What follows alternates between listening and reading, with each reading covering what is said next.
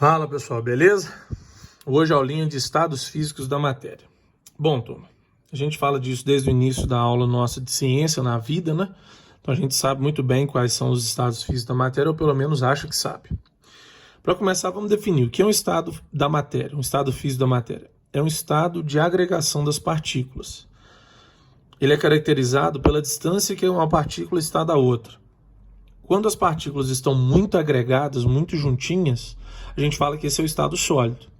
Quando elas estão mais ou menos agregadas, mais ou menos juntinhas, aí a gente tem o estado líquido.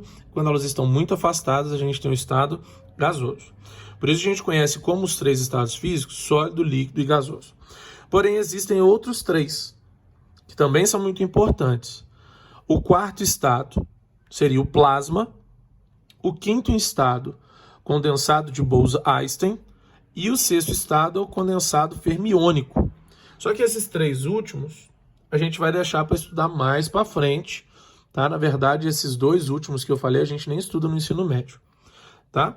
Agora, no que a gente está estudando de estado físico aqui, ensino médico, basta a gente saber o estado sólido, o estado líquido e o estado gasoso. Sabendo a característica dos três já está bom tamanho, tá?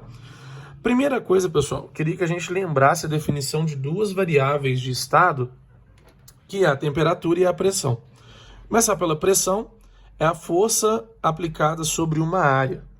Então, quando eu pego um material, por exemplo, a minha borracha, e eu começo a pressionar ela, eu estou aplicando uma força sobre essa área e sobre essa área, então eu estou fazendo pressão, tá certo? E a outra variável é a temperatura, que agora a gente vai usar a definição de medida do grau de agitação das partículas. Então a gente entende que quando uma partícula está pouco agitada, ela tem uma temperatura baixa, uma temperatura menor. Quando uma partícula está muito agitada, ela tem uma temperatura maior. Bom, pensando nisso, a gente pode partir para o estudo dos três estados físicos. Qual vai ser a ideia? Entender a característica de cada um e por que um se transforma no outro. O primeiro estado físico, pessoal, é o sólido. As partículas estão extremamente agregadas, elas estão organizadas, porque geralmente a temperatura do estado sólido é baixa, o grau de agitação das partículas é baixo.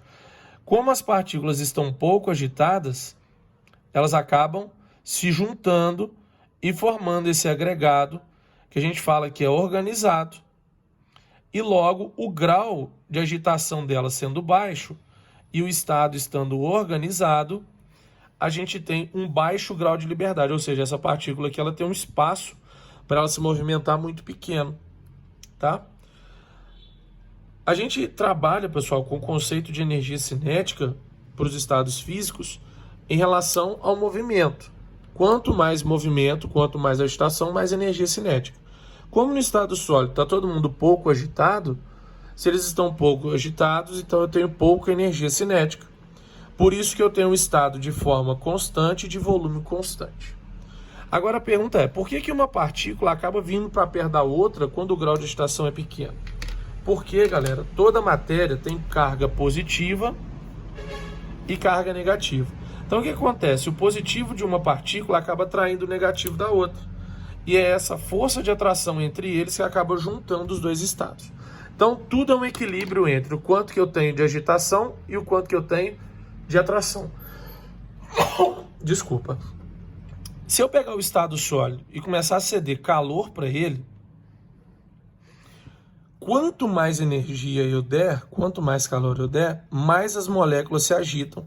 E quanto mais agitadas elas ficam, mais afastadas elas se tornam. E aí a gente chega a um estado que a gente chama de estado líquido, que é quando a distância entre as partículas já é grande o suficiente, tá? Mas ainda existe força de atração entre o positivo de uma e o negativo da outra. Tá, pessoal? Essa força de atração que ainda mantém uma pequena organização, só que como as partículas estão mais agitadas, porque elas absorveram energia, então o grau de agitação aumenta, eu tenho um grau de liberdade já intermediário. Olha, essa partícula pode se movimentar durante um espaço muito maior, né? A energia cinética sobe, é maior do que a do estado sólido, mas a forma dele fica variável, uma vez que as partículas têm muito espaço para movimentar, porém o volume dele ainda é constante, ele continua ocupando o mesmo espaço. Se a gente pegar, pessoal, o estado líquido e continuar dando calor a ele, a gente vai ao que eu chamo de estado gasoso. As partículas agora têm tanta agitação que elas começam a voar desordenadamente pelo espaço, ou seja, muita distância. Não existe mais as forças de atração que existiam no estado líquido e no estado sólido. Então é um movimento caótico, a gente pode imaginar o gás como um caos, tá? Estão voando muito rápido, pessoal, essas partículas, estão muito afastadas, e aí eu tenho um alto grau de liberdade, as partículas podem movimentar para qualquer lugar, muita energia cinética, afinal de contas elas têm velocidade, forma desse estado é variável e o volume dele também é variável, tá bom? Então o que eu quero que vocês pensem? Se eu estiver no estado sólido e for até o estado gasoso, eu preciso de absorção de energia.